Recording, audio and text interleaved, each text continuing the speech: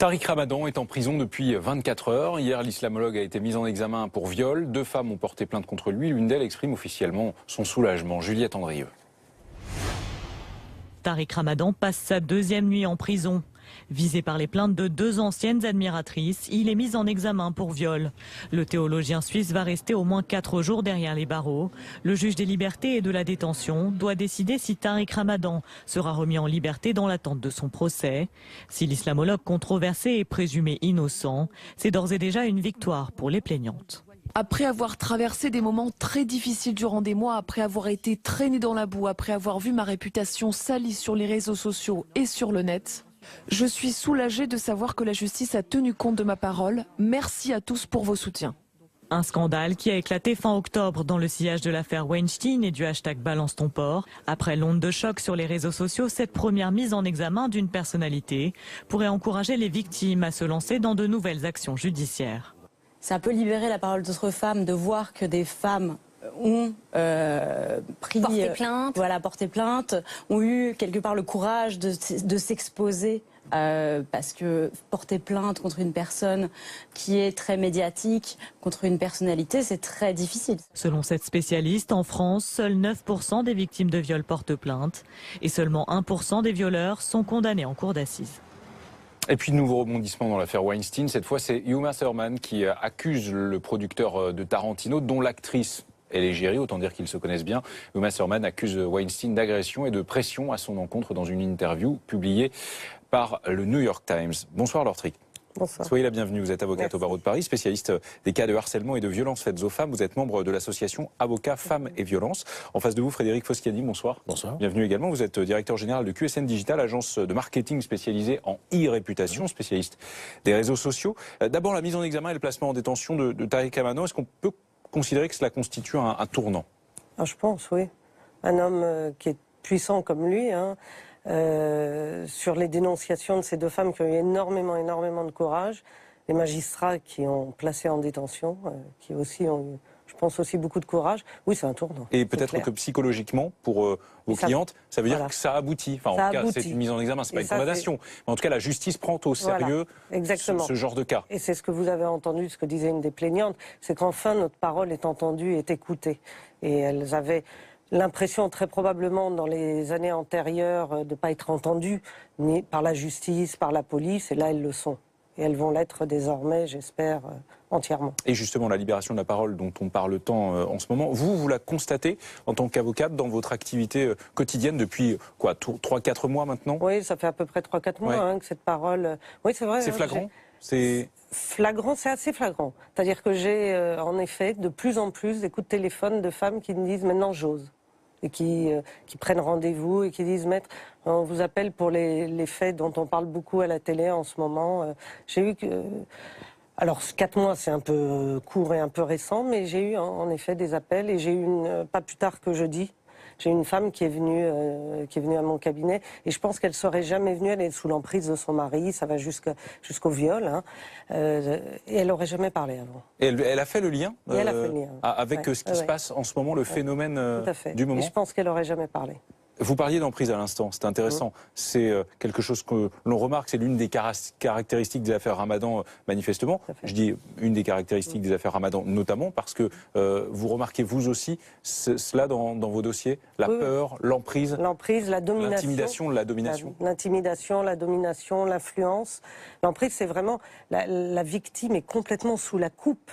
Et puis le jour où elle se réveille, parce que ça équivaut un peu à un réveil, on le voit d'ailleurs d'une des victimes de Tariq Ramadan, une fois quand elle se réveille, elle va pouvoir se libérer sa parole, mais elles sont sous la coupe pendant très longtemps. L'emprise, ça se prouve comment? Alors ça, en effet, c'est toute la question de la preuve. Alors déjà on le voit, on voit ces femmes qui sont dans la peur, qui ne parlent que de l'agresseur en disant qu'est-ce qu'il va penser, comment il va réagir. Enfin, elles pensent qu'à lui, elles ont très très peur de lui. Même quand elles viennent vous voir, je veux dire, quand elles dépassent finalement cette peur d'aller voir un avocat, l'emprise reste. L'emprise reste, ça va mettre des années. Et même une fois que le procès a eu lieu, qu'il y a une instruction, que le procès a eu lieu, ça reste encore... Alors le procès permet quand même de bien se détacher, mais ça reste pendant des années. On parle de l'emprise, parlons aussi du consentement. C'est une notion floue, si j'ose dire, ou en tout cas assez compliquée à prouver peut-être dans certains cas. Est-ce qu'on n'est pas là au cœur du problème dans ce phénomène de libération de la parole? Comment, et là j'emprunte cette question à une consoeur, Marion Van Rettergem pour Vanity Fair, qui pose cette question: comment prouver un viol dans l'intimité d'une chambre d'hôtel où l'on est entré de son plein gré? C'est là où ça va s'arrêter. Si on prend, je vais rebondir sur l'affaire Tariq Ramadan, il y a une des victimes qui dit « Je suis en effet allée dans la chambre d'hôtel ». À part qu'elle n'allait pas dans la chambre d'hôtel pour subir un viol. Elle allait dans la chambre d'hôtel parce qu'elle nous dit que Tariq Ramadan, quand ils étaient dans le hall de l'hôtel, lui a dit « Non mais là je suis très connue, il y a trop de monde, etc. On va aller dans ma chambre ». Elle ne va pas dans la chambre pour subir un viol. Elle ne va pas dans la chambre pour subir une contrainte, des coups, etc. Le consentement, si la femme, et très souvent on le voit, elle rentre dans ses chambres, etc., c'est absolument pas les 3/4 du temps pour avoir des relations sexuelles. Elles sont complètement sous l'emprise, on va leur dire viens, je t'invite à prendre un verre, enfin bon bref, ils maquillent complètement la manière, ils les amènent vers lui. Frédéric Foschiani, je rappelle que vous êtes directeur général de QSN Digital, agence de marketing spécialisée en e-réputation. Vous êtes spécialiste des réseaux sociaux. La libération de la parole, au départ, c'était sur les réseaux sociaux, donc il y a environ 4 mois. C'est toujours le cas ou pas? Oui, c'est toujours le cas. C'est toujours présent. Alors, les volumes sont un peu moindres, mais le hashtag Balance ton port est toujours actif. Si je prends l'exemple de la semaine dernière, c'est à peu près 9000 utilisations de ce hashtag qui ont quand même généré plus de 50 000 échanges. Donc c'est quand même pas anodin. On peut considérer qu'il est encore aujourd'hui bien utilisé, entre guillemets, ou pas? Alors, il continue d'être utilisé. Après, le risque, c'est l'utilisation, je dirais, la divulgation de noms. Ça, c'est le sujet qui est revenu. Il n'y en a pas eu tant que ça, au final. Non, au final, il n'y en a pas eu.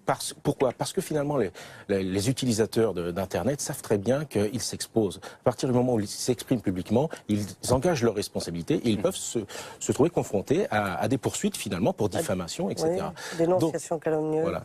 Et au final, ceux qui en ont plus pâti, ce sont les personnalités publiques que des particuliers ou des personnes qui n'ont pas de notoriété ou de visibilité publique. Des personnes comme Tariq Ramadan, etc. Ou le cas de Jérém Star, ou même le ministre Darmanin qui fait l'objet de conversations à l'occasion, effectivement, en utilisant le hashtag Balance ton port. Est-ce que vous avez, vous, par exemple, ressenti l'inquiétude d'hommes cherchant, du coup, à se protéger d'une certaine manière? Non. Non, j'ai pas eu de sollicitation de la part d'hommes. Très clairement, quelqu'un qui viendrait s'adresser à nous pour dire j'ai une crainte, que ce soit un homme comme une entreprise, qui dirait on a des craintes, oui, d'ailleurs, etc. Une entreprise aussi voilà, peut-être mêlée d'une manière ou d'une autre. On a des craintes d'être cité, etc. En ayant cette démarche, c'est finalement admettre qu'on a peut-être eu des comportements déplacés. Donc les personnes savent très bien que finalement elles s'incrimineraient indirectement en ayant cette démarche-là. Donc il n'y a pas de démarche proactive en ce sens. Le net est schizophrène quand même, parce qu'on dit que la parole se libère, très bien, pour le meilleur comme le pire. Certaines femmes qui ont dénoncé des violences se sont pris des torrents de boue. C'est le cas notamment de Enda Ayari, l'une des 2 femmes à avoir porté plainte contre Tariq Ramadan. C'est-à-dire qu'il y a une libération de la parole, on profite des réseaux sociaux pour la faire courte, expliquer ce qui nous est arrivé, et en même temps, pour Enda Ayari notamment, on a tous les adeptes, parce qu'on peut les appeler comme ça, de Tariq Ramadan, qui ensuite procèdent à l'intimidation. C'est direct et indirect. Mais en effet, mais ça c'est une des constantes chez les agresseurs comme ça, notamment avec l'emprise, c'est qu'on va traîner dans la boue complètement la victime. On va la traiter de folle, on va la traiter de menteuse, on va la traiter de perverse, on va la traiter de tous les noms. On va dire que c'est une machination, une cabale, etc. Il n'y a pas que dans ce dossier. On retrouve ça fréquemment dans les 3/4 des dossiers. Oui, allez-y, pardon. C'est une manière de salir. Et je dirais, même sur Internet en général, il n'y a pas que sur cette thématique que ça fonctionne comme ça. Bien souvent, justement, ceux qui seront contre, qui vont prêcher une parole contraire, seront beaucoup plus actifs, justement. Même s'ils sont minoritaires, ils se feront entendre davantage. Si l'on voit le côté positif quand même, est-ce que le hashtag Balance ton port, notamment, a marqué le début d'une nouvelle forme de mobilisation spontanée, citoyenne, presque de solidarité? Alors, je ne dirais pas une nouvelle forme, parce que finalement, c'est quand même le fondement des réseaux sociaux. Le principe des réseaux sociaux, c'est justement de faciliter la parole, de faire en sorte que chacun puisse s'exprimer, partager, mais également de fédérer des conversations sur des thématiques. Là, balance ton porc, c'est juste l'utilisation, je dirais, normale de ce qui se pratique au quotidien sur les réseaux sociaux, avec le principe des hashtags, etc. Simplement, le sujet a pris une ampleur qui est une ampleur au-delà du web, on voit bien dans la société civile, etc. Mais ça n'a rien de novateur finalement, ce n'est juste qu'un phénomène accentué compte tenu de la thématique. De quelle manière, d'après vous, Laure Trick, l'État pourrait prendre finalement le relais de cet élan-là qui a commencé sur les réseaux sociaux avec, pourquoi pas, un geste politique fort pour lutter contre les violences faites aux femmes? Alors oui, c'est ce qu'on réclame, nous. On réclame des moyens, d'abord. On réclame que les femmes, quand elles viennent déposer plainte...